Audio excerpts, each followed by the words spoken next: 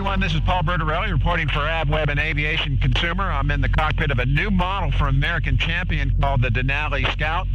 In the back is Jerry Mayhoff, and we're going to do a takeoff here at American Champion's headquarters in Rochester, Wisconsin. Before we do that, though, here's Jerry with some details on this airplane, and then we'll come back and take a look inside the cockpit. The reason for the Denali is more performance for takeoff and climb capability, especially for high altitude operations and off-field operations.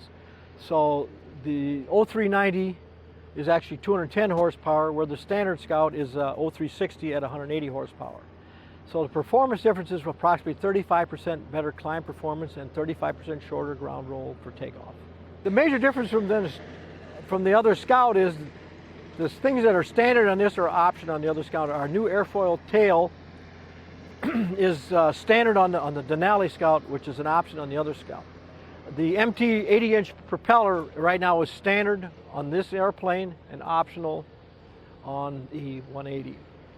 The big difference is firewall forward has a dynafocal mount engine, has 2 oil coolers, has a standby electric fuel pump because it is a engine-driven fuel pump. Because a fuel-injected engine, it runs at about roughly 25 psi. I'm hoping it'd be involved for state and federal agencies like game management, and then backcountry flying, mountain flying, for operating on rougher strips, possibly even in Africa, South Africa, and stuff like that, even Central America. So think about this. The Champion line originally had 65 horsepower engines, and the new Denali has more than 3 times as much power, so on takeoff it flies accordingly.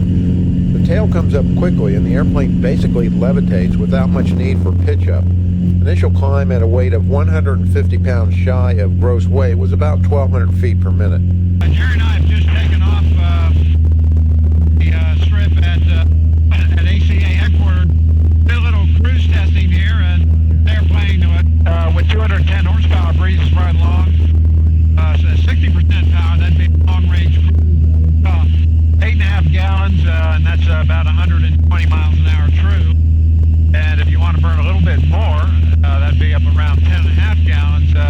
You can bump that up to 130 miles per hour true. So it gets right along. Now, Jerry, you mentioned to me that this airplane has 70 gallons of gas in this configuration, so that's really a 1,000-mile range and then some, isn't it? That's correct.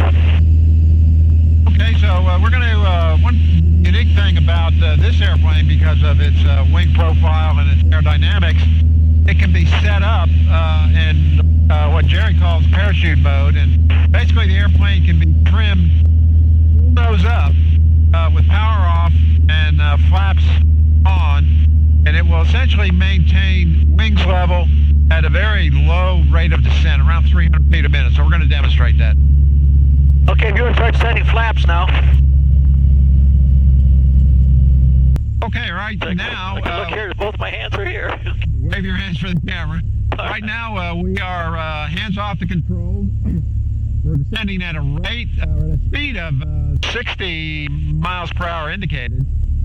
And the descent rate is right around 250 feet a minute. So in an emergency circumstance, you could certainly descend the airplane this way. You could put it into trees, you could put it into water, you could put it about into anything, and you'd probably survive. So this is a good emergency procedure in this airplane when you can't land it visually with an engine out or you're out of gas.